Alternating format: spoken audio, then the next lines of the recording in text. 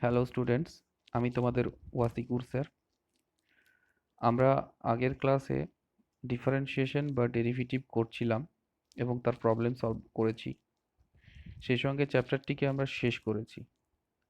আজকে আমরা নতুন চ্যাপ্টার শুরু করছি, যার নাম হচ্ছে অবিচ্ছিন্নতা বা সন্ততা, ইংরেজিতে যাকে বলা হয় কন্টিনিউইটি। এই কন্টিনিউইটি প্রথমে জানার জন্য আমি তোমাদের একটা উদাহরণ দিচ্ছি। কন্টিনিউইটিটা কি? যখন ধরো কোনো একটা অপেক্ষক এফএক্স আছে, এই ধরনের যে কোনো একটি অপেক্ষকের একটা যদি আমি গ্রাফ প্লট করি এবং দেখি যে এই প্লটটা, সাপোজ ধরে নাও এরকম একটা গ্রাফ প্লট করলাম। এই যে গ্রাফটা প্লট করলাম, এখানে কোনো ব্রেক নেই। যখন এরকম ব্রেক থাকবে না, কন্টিনিউয়াস হবে গ্রাফটাকে, তখন একে বলা হয় কন্টিনিউয়াস ফাংশন। আর যখন এখানে ধরো গ্রাফটা এত দূর গেল, আবার ব্রেক হয়ে এত দূর এভাবে গেছে, এখানে একটা ব্রেক হয়েছে, মানে কাটা অংশ আছে, যখন এরকম ব্রেক থাকবে তখন এই ধরনের গ্রাফগুলোকে বলে ডিসকন্টিনিউয়াস। এটা সিম্পলিয়েস্ট ওয়েতে আমি তোমাদের এটা বললাম। এবার প্রথমে আমরা কন্টিনিউয়াস আর ডিসকন্টিনিউয়াসের সংজ্ঞাগুলো দেখব এবং সেই সঙ্গে গ্রাফিক্যালি এটাকে বোঝার চেষ্টা করব।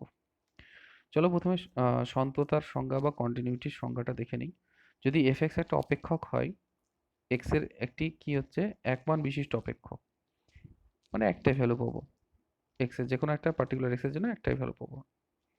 এর এক্স এর যখন হচ্ছে এক্স ইকুয়ালস টু একটা বিন্দু দেওয়া আছে এর সংজ্ঞার অঞ্চলে, অপেক্ষকটির সংজ্ঞার অঞ্চল। সংজ্ঞার অঞ্চল সম্পর্কে তোমরা ভালো করে তোমাদের কনসেপ্ট আছে। এফএক্স অপেক্ষকের সংজ্ঞার অঞ্চল, যেটা আমি ক্লাস 11-এ তোমাদের পড়িয়েছিলাম। সেই সঙ্গে এখনই রিসেন্টলি তোমরা ম্যাপিং পড়ার সময় তোমাদের স্যার আবার পড়িয়েছেন আশা করছি। তো সংজ্ঞার অঞ্চল সম্পর্কে তোমরা জানো। তাহলে এফএক্স এই অপেক্ষকের সংজ্ঞার অঞ্চলের একটা পয়েন্ট এক্স ইকুয়ালস টু এ। ঠিক আছে, ওই পয়েন্টে এফএক্স ফাংশন কন্টিনিউয়াস হবে কখন, কন্টিনিউয়াস বা সন্তত হবে কখন, যদি তিনটে কন্ডিশন স্যাটিসফাই করে। ফার্স্ট কন্ডিশন বলছে যদি এফ এ সংজ্ঞাত হয়, মানে এক্স ইকুয়ালস টু, সংজ্ঞাত হওয়া মানে কি, এক্স ইকুয়াল টু এ বিন্দুতে এফএক্স এর একটি নির্দিষ্ট সসীম মান পাবো।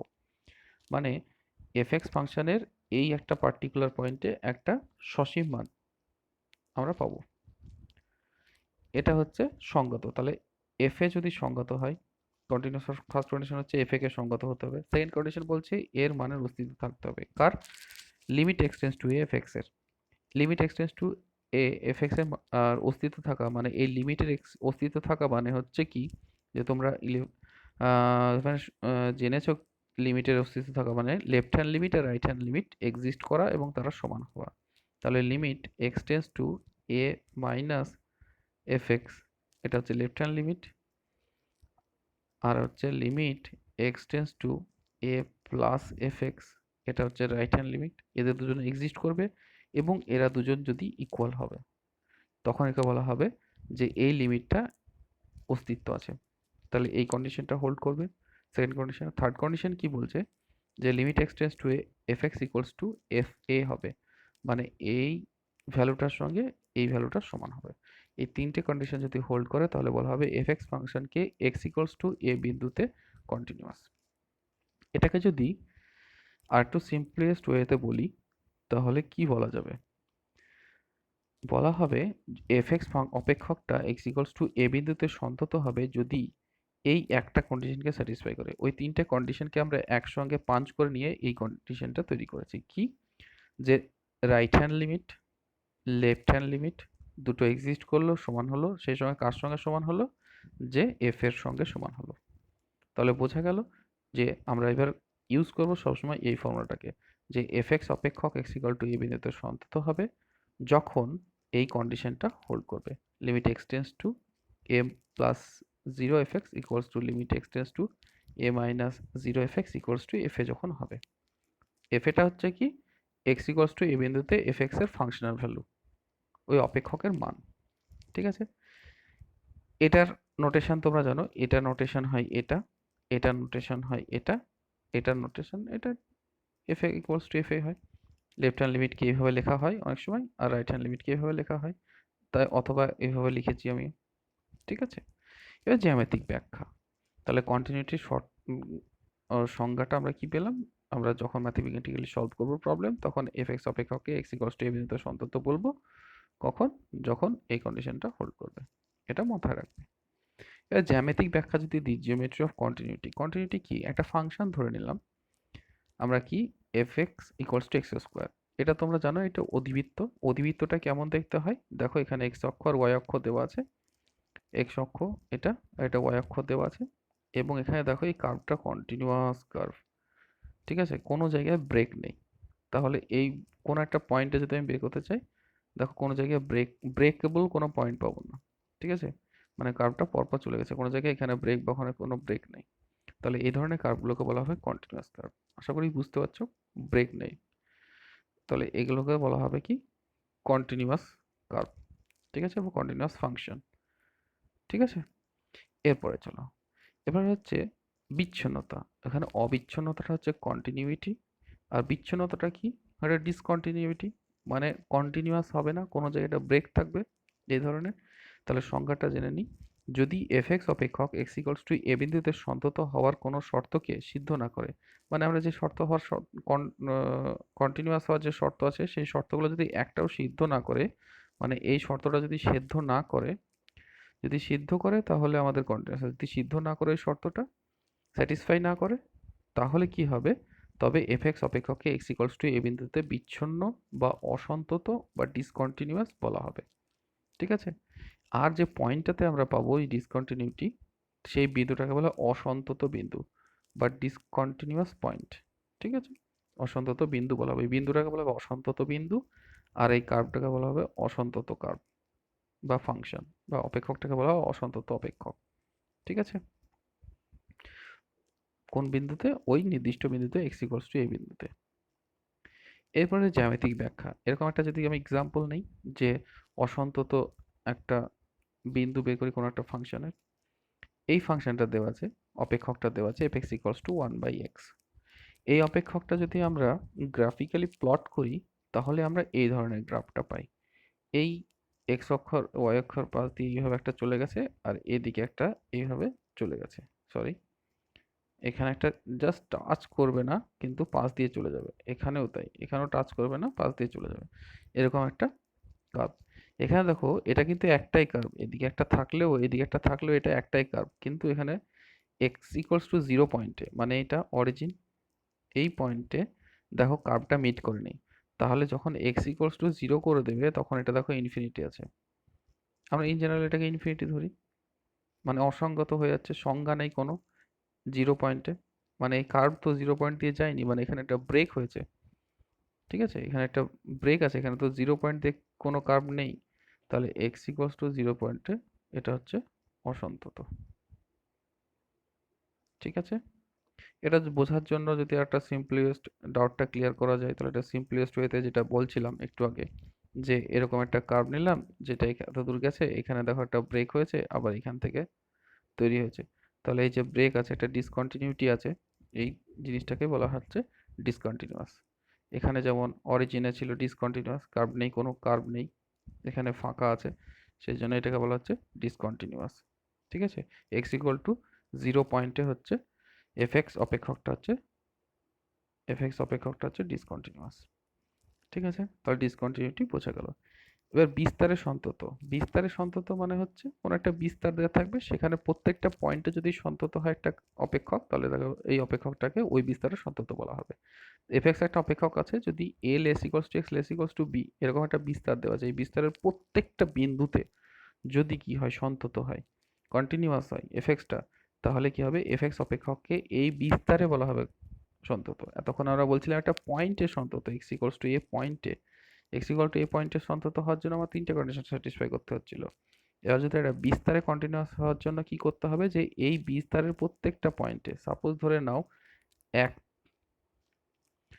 এরকম যদি আমি এটা তোমাকে এক্সপ্লেন করি, তাহলে এখানে ধরো এক্স অক্ষ আর ওয়াই অক্ষ আছে, এটা সরি ওয়াই, এটা হচ্ছে এক্স অক্ষ আছে, এখানে ওয়ান আছে, আর এখানে টু আছে।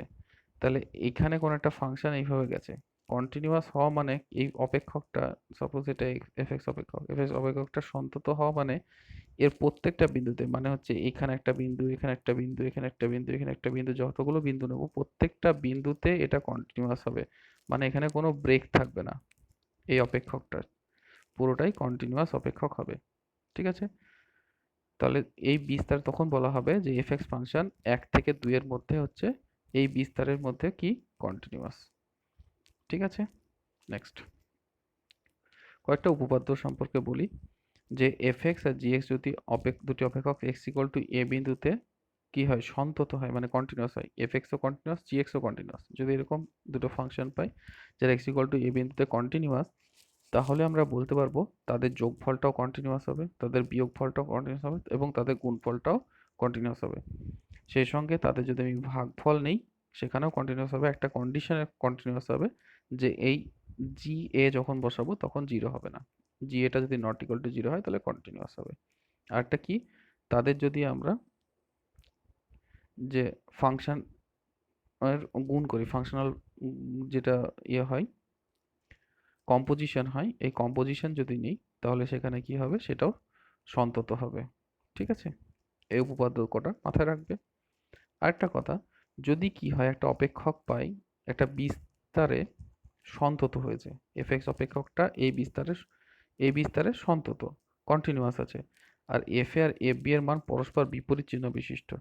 যখন আমরা এফ এ বের করব মানে এ বসাবো এই ফাংশনে আর একবার বি বসাবো, তারা যদি বিপরীত চিহ্ন বিশিষ্ট হয় তাহলে কি হবে অন্তত একটা এই এ আর বি এর মধ্যে এই ইন্টারভালের মধ্যে এ আর বি ইন্টারভালের মধ্যে একটা সি খুঁজে পাবো, যার কারণে কি হবে এফ অফ সি জিরো হবে। তাহলে কি কন্ডিশন বলছে, যদি এখানে কন্টিনিউয়াস হয় এফ এক্স ফাংশনটাই বিস্তারে এবং এফ এ আর এফ বি এর ভ্যালু যদি বিপরীত চিহ্ন বিশিষ্ট হয় তাহলে একটা এই বিস্তারে একটা সি খুঁজে পাবো। ঠিক আছে? একটা সি খুঁজে পাবো যাতে করে এফ অফ সি এর মান জিরো হবে। এটা একটা থিওরাম, উপপাদ্য মাথায় রাখতে হবে। অতটা বেশি হয়তো এই চ্যাপ্টারে এই থিওরামটা অতটা কাজে লাগবে না, কিন্তু আমরা পরবর্তী চ্যাপ্টারে এই থিওরামটাকে ব্যবহার করব। কয়েকটি অপেক্ষকের সন্তত, মানে কয়েকটি অপেক্ষক আমরা জেনে নেব যেগুলো দেখে বলতে পারবো যেটা কন্টিনিউয়াস না ডিসকন্টিনিউয়াস। যদি F x is equal two x to the power N হয়, এই ধরনের কোনো অপেক্ষক পেলে যেখানে এন এর মান যদি ধনাত্মক হয় এবং মূলদ সংখ্যা হয়, ঠিক আছে, তাহলে এক্স এর যে কোনো মান বাস্তব মানের জন্য এফ এক্সটা সন্তত হবে। ধনাত্মক হতে হবে, ধনাত্মক মূলদ সংখ্যা হতে হবে, যদি হয় তাহলে এক্স এর এনটা কোনটা এনটা ধনাত্মক মূলদ হতে হবে, তাহলে এক্স এর যে কোনো ভ্যালুর জন্য এফ এক্স কি হয়ে যাবে কন্টিনিউয়াস হয়ে যাবে। আবার যদি এটা যদি ঋণাত্মক মূলদ হয়ে যায় তাহলে কিন্তু শুধুমাত্র এক্স ইকুয়াল টু জিরো এখানে ডিসকন্টিনিউয়াস হবে, বাকি সব জায়গায় কন্টিনিউয়াস হবে। তাহলে দুটো কন্ডিশন, এন এর ভ্যালু যদি ধনাত্মক মূলদ হয় তাহলে এক্স এর সমস্ত বাস্তব মানে এফ এক্স সন্তত হবে, আর এন এর ঋণাত্মক মূলদ সংখ্যা হলে এক্স ইকুয়াল টু জিরো ছাড়া সমস্ত বাস্তব মানে এফ এক্সটা সন্তত হয়ে যাবে। তারপরে পি এক্স আছে একটা, যদি একটা ফাংশন আমরা অপেক্ষক যদি নিই যেটা P x is equal two এরকম একটা অপেক্ষক মানে বহুপদ অপেক্ষক, এখানে অনেকগুলো পদ আছে, এরকম একটা দুটো এরকম একাধিক আছে এখানে এখানে, তাহলে এরকম একটা বহুপদ অপেক্ষক যদি আমরা নিই তাহলে এই ধরনের অপেক্ষকগুলি এক্স এর যে কোনো মানের জন্য কিন্তু এক্স এর সমস্ত যে কোনো মান মানে বাস্তব মান, এক্স এর যে কোনো বাস্তব মানের জন্য এই পি এক্স কন্টিনিউয়াস হবে মানে সন্তত হবে। আরেকটা ফাংশন খুব important function f x is equal to mod x অপেক্ষকটা এক্স এর সকল বাস্তব মানের জন্য সন্তত হবে। এটা খুব ইম্পর্টেন্ট, মাথায় রাখতে হবে। F x is equal to mod x অপেক্ষক এক্স এর সকল বাস্তব মানের জন্য সন্তত। এবার যখন ওয়ান বাই এক্স বলেছিলাম গ্রাফও আমরা দেখিয়েছি এক্স ইকুয়াল টু জিরো এই পয়েন্টটা ছাড়া বাকি সব জায়গায় সমস্ত বাস্তব মানের জন্য এক্স এর কি হবে সন্তত হবে। এরপরে চারটে অপেক্ষক আছে sine X cos X E to the power X আর লগ এক্স, এই চারটে অপেক্ষক এক্স এর সমস্ত মানের জন্য কি হয় সন্তত হয়। এইগুলোকে বলা হয়, এই চারটে ফাংশনকে বলা হয় এভরিহোয়ার কন্টিনিউয়াস ফাংশন, মানে এক্স এর যে কোনো বাস্তব মানের জন্য সংগত এই বাস্তব মানের জন্য সন্তত হবে বা কন্টিনিউয়াস হবে। আর এখানে আরেকটা অপেক্ষক আছে মড এক্স বাই এক্স, এই অপেক্ষকটাকে এক্স ইকুয়াল টু জিরো ছাড়া সমস্ত বাস্তব মানের জন্য সন্তত হবে এই অপেক্ষকটা বা কন্টিনিউয়াস হবে আমরা বলতে পারবো। এবার প্রশ্নমালা 2a দেখো, প্রশ্নমালা 2a যদি আমরা করি 2a এর ক্ষেত্রে এমসিকিউ আমরা শুরু করছি। এমসিকিউ এর ফার্স্ট প্রবলেম বলছে যে এফ এক্স অপেক্ষকটি এক্স ইকুয়াল টু জিরো বিন্দুতে সন্তত হবে, মানে জাস্ট আমরা ডেফিনেশনটা জানবো। ডেফিনেশনটা কি বলছে যে এফ এক্স অপেক্ষকটা এক্স ইকুয়াল টু জিরো বিন্দুতে সন্তত হওয়ার সংজ্ঞা কি। সংজ্ঞা আমরা জানি যে লিমিট এক্সটেন্স টু এ মাইনাস, মানে লেফট হ্যান্ড লিমিট আর রাইট হ্যান্ড লিমিট থাকে, এবং সেটা কার সঙ্গে সমান হয়, সেটা এফ এর সঙ্গে সমান হয়। এখানে যেহেতু এ এর ভ্যালু 0, তাহলে এফ অফ 0 সঙ্গে সমান হবে। এরকম আমরা যদি পাই তাহলেই হয়ে গেল। এবার এটা কোথায় আছে সেটা খুঁজে বের করতে হবে। দেখো এটার অস্তিত্ব থাকে, এটা কন্টিনিউয়াস কখন সন্তত কখন হবে সেটা আমাকে ফাইন্ড আউট করতে হবে। তাহলে এফ এক্স অপেক্ষকটি এক্স ইকুয়াল টু 0 বিন্দুতে সন্তত হবে কখন? যখন প্রথমটা বলছে যে এই লিমিটটার অস্তিত্ব থাকবে। শুধু লিমিটের অস্তিত্ব থাকলে তো হবে না, লিমিটের অস্তিত্ব থাকার সঙ্গে সঙ্গে এফ অফ 0 সঙ্গে সমান হতে হবে, তাহলে আমার হয়ে যেত, কিন্তু এফ অফ 0 সঙ্গে সমান বলেনি, ফলে এটা আমার হলো না। তারপর এটা দেখো এফ অফ 0 এর একটি নির্দিষ্ট মান থাকে, এফ অফ 0 একটি নির্দিষ্ট মান থাকে সেটা সত্য, কিন্তু এই লিমিটের অস্তিত্ব থাকতে হবে, সেটা তো বলেনি, তাহলে এটাও হচ্ছে না।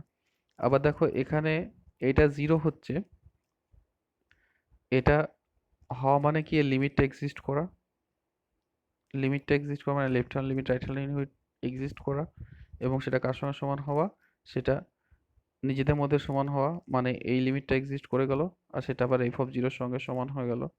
তাহলে এটাই আমরা আমাদের বলতে চাইছে যে এটা left hand limit right hand limit সমান, এবং সেটা এফ অফ 0 সঙ্গে সমান, ফলে আমাদের কারেক্ট অ্যান্সার হচ্ছে সি।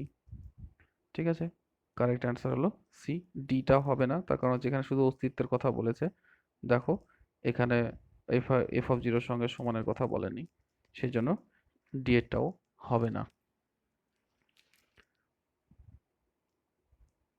তাহলে দেখো আমরা এই কন্ডিশনকে ইউজ করে আমরা সি অ্যান্সার কারেক্ট হলো আমাদের, সি এরটা কারেক্ট হলো।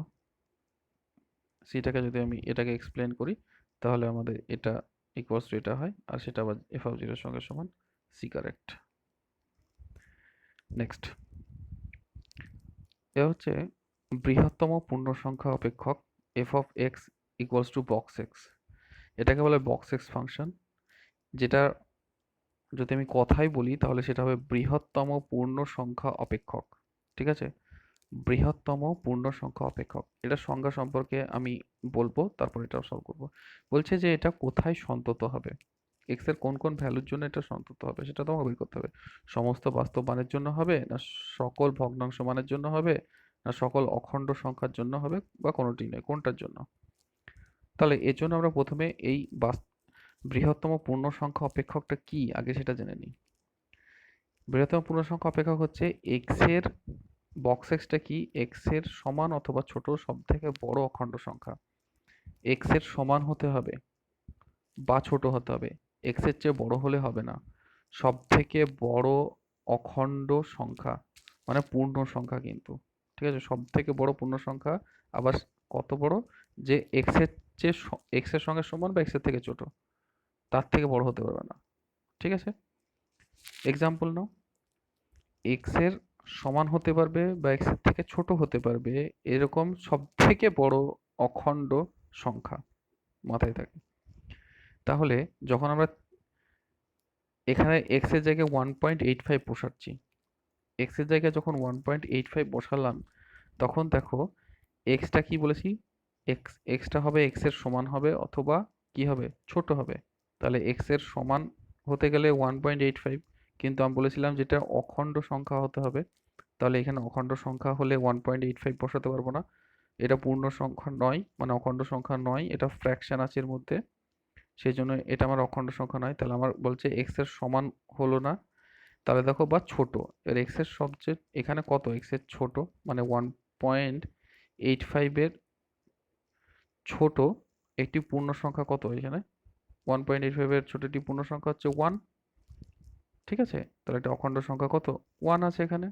তাহলে এক্স এর ছোট, তাহলে এক্স এর ছোট হলো 1, অখণ্ড সংখ্যা কত, এক্স এর ছোট অখণ্ড সংখ্যা হচ্ছে 1, তাহলে এক্স এর ছোট অখণ্ড সংখ্যা, সেই জন্য এর ভ্যালু কত দাঁড়ালো, 1।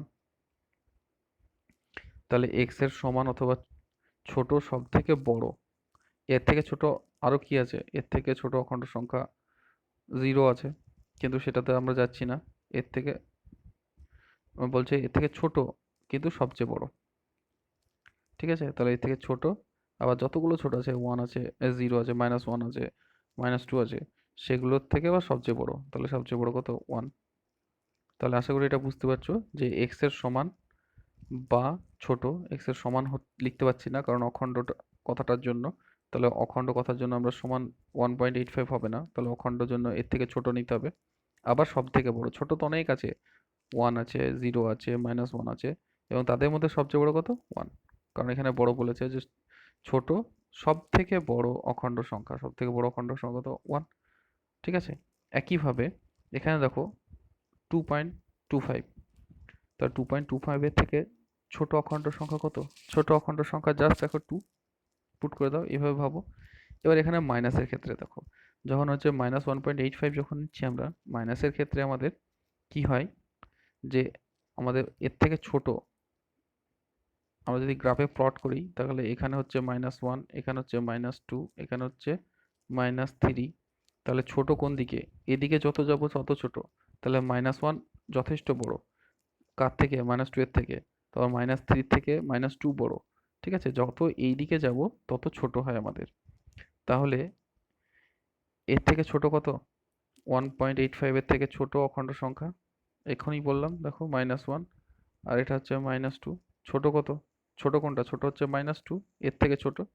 তাহলে এর থেকে ছোট অখণ্ড সংখ্যা -2 হলো।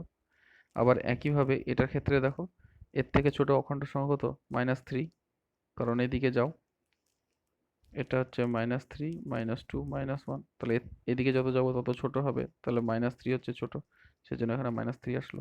ঠিক আছে, এই সংজ্ঞাটাকে মাথায় রাখবে আর এখানে ক্যালকুলেশন করবে।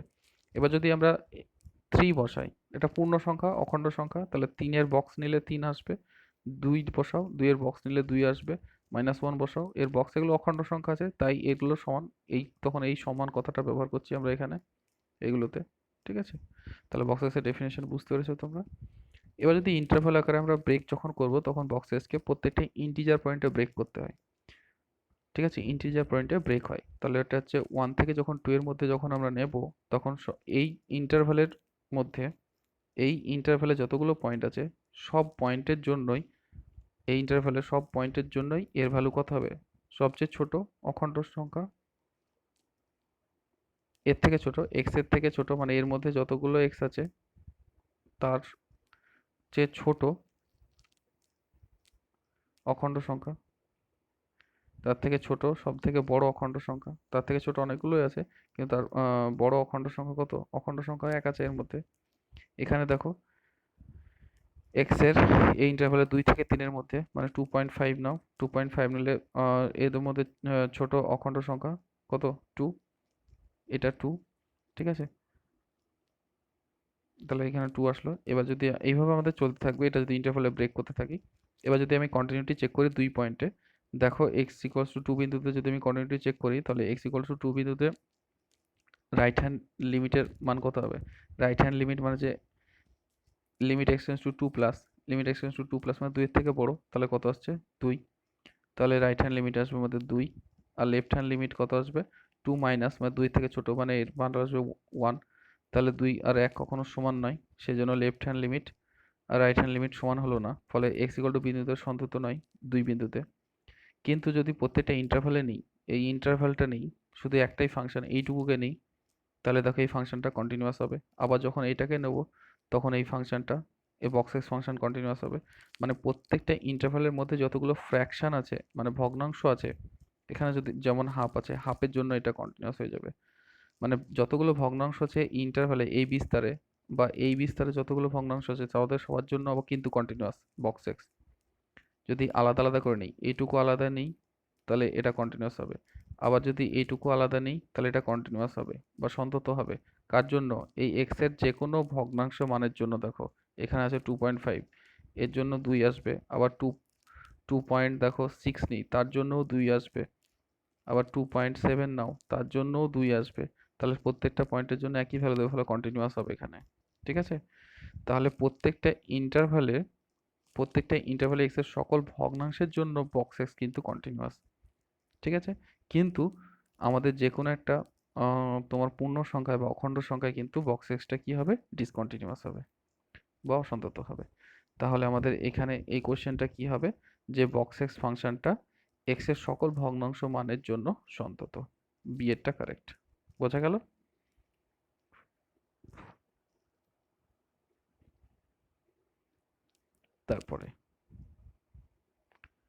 তারপরে 5 প্রবলেমটা কি বলছে, যে একটা অপেক্ষক দেওয়া আছে, এটা অসন্তত বিন্দুগুলি কত হবে সেটা বের করতে হবে। সন্তত আর অসন্তত মানে কন্টিনিউয়াস আর ডিসকন্টিনিউয়াস। এবার ডিসকন্টিনিউয়াস পয়েন্টগুলো বের করতে হবে আমাকে, কোথায় কোথায় অসন্তত। এবার একটা বিন্দুতে এফএক্স অপেক্ষক হবে, অসন্তত হবে যে সমস্ত বিন্দুতে এফএক্স অপেক্ষকটা অসংজ্ঞাত হবে। ঠিক আছে, অসন্তত হওয়া মানে হচ্ছে এই এফএক্স ফাংশন অসন্তত হওয়া মানে হচ্ছে এফএক্স অপেক্ষকের কি হওয়া, অসংজ্ঞাত হওয়া। মানে হচ্ছে এর কোনো নির্দিষ্ট ভ্যালু পাবো না, নির্দিষ্ট মান পাবো না। যে সমস্ত বিন্দুতে এফএক্স অপেক্ষকের, যে সমস্ত বিন্দুতে কোনো নির্দিষ্ট মান থাকবে না, বা অসংগত হওয়া মানে নির্দিষ্ট মান না থাকা, সেই সমস্ত বিন্দুগুলোতেই আমার কি হবে, এটা অসন্তত হবে, মানে ডিসকন্টিনিউয়াস হবে। তাহলে কখন হয় এটা, দেখো যখন নিচে শূন্য হয়ে যায় আমাদের, তখনই হয় যে এই অপেক্ষকের কোনো সংজ্ঞা থাকে না বা অসংজ্ঞাত হয়ে যায়। তাহলে আমরা নিচেরটা জিরো করব, নিচেরটা জিরো করে যে সলিউশন পাবো, মানে হচ্ছে সমাধান করব, জিরো করে সমাধান করার পরে নিচের অংশটা জিরো করে সমাধান করার পরে এক্স এর যে ভ্যালুগুলো পাবো সেই ভ্যালুতেই কি হবে, এটা অসংগত হবে। অসংগত হওয়া মানে এটা অসন্তত হয়ে যাবে। ঠিক আছে, তাহলে দেখো যে সমস্ত বিন্দুতে এফএক্স অপেক্ষক অসংজ্ঞাত, সেই মানগুলি হলো কোথায়, এইটার নিচে যেটা জিরো করব, নিচেরটা বললাম, নিচের অংশটা জিরো করো, জিরো করে সলভ করো সীতারাচার্যের মাধ্যমে সলভ করো, যেটা হচ্ছে হচ্ছে minus B plus minus root over B square minus 4ac/2a, এই ফর্মুলাটা ইউজ করো। ইউজ করার পরে সিম্পল ক্যালকুলেশন করো।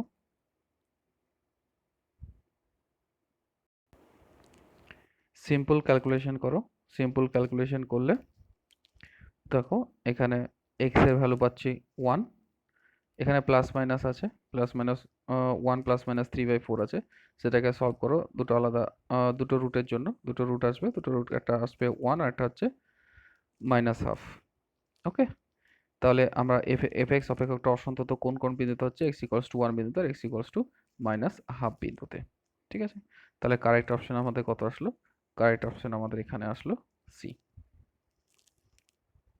নেক্সট নেক্সট প্রবলেমটা অতি সংক্ষিপ্ত থেকে নেওয়া আছে।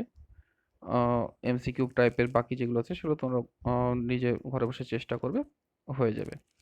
অতি সংক্ষিপ্ত 3-4 দেখো, দেখাও যে নিম্নলিখিত অপেক্ষকটি এক্স এর সমস্ত বাস্তব মানে সন্তত, মানে এই অপেক্ষকটা এক্স এর যে কোনো ভ্যালুর জন্য সন্তত হবে। তাহলে এফএক্স, এটাকে আমরা এফএক্স ধরে নিলাম। ঠিক আছে, এ হচ্ছে যে কোনো একটা বাস্তব রাশি নিয়ে নিলাম, দেখাবো যে কোনো একটা বাস্তব রাশি এতে এটা সন্তত, তাহলে সমস্ত মানে সন্তত হয়ে যাবে। যে কোনো একটা বাস্তব রাশি নিয়ে নিয়েছি এ। এবার স্পষ্টত আমরা বলতে পারবো এক্স এর এক্স ইকুয়ালস টু এতে যদি সন্তত হয় তাহলে এক্স এর সমস্ত বাস্তব মানে সন্তত হবে, সেটা আমরা করে দেখাতে পারবো। এবার আমরা বের করে নিলাম জাস্ট এর বাস্তব ভ্যালু পাচ্ছি কিনা, সংজ্ঞাত হচ্ছে কিনা x equals to a p ইন্টুতে। তাহলে এক্স ইকুয়ালস টু এ বসিয়ে দিলাম এফ এক্স ফাংশনে, তাহলে দেখো এখান থেকে A by A square plus 1 পেলাম। ঠিক আছে, এরপরে আমরা লেফট হ্যান্ড লিমিট আর রাইট হ্যান্ড লিমিট বের করব। লেফট হ্যান্ড লিমিটটা ফাইন্ড আউট করো, যে limit x tends to F x is equal to limit x tends to limit x tends to A minus F x is equal to limit x tends to A minus F X X by X square plus 1। ঠিক আছে, এবার আমাদের এখানে left hand limit আর right hand limit বের করা খুব easy, যেহেতু একটা ফাংশন দেওয়া আছে। তাহলে আমরা দুটো জায়গায় এফ এক্স এর ভ্যালু পুট করে দিলাম, দিয়ে x equals to A put করলে এটা পেলাম। আবার এখানে দেখো এ plus A limit x tends to A plus F x A, f x এর জায়গায় এফ এক্স এর ভ্যালু পুট করো, দিয়ে এক্স এর জায়গায় এ পুট করো, তাহলে হচ্ছে আমাদের কত আসলো, এক্স এর জায়গায় এ পুট করলে এ বাই এ স্কোয়ার প্লাস 1 হলো। এবারে দেখো যে আমরা left hand limit right hand limit দুটো পেলাম এবং তারা ইকুয়াল হলো।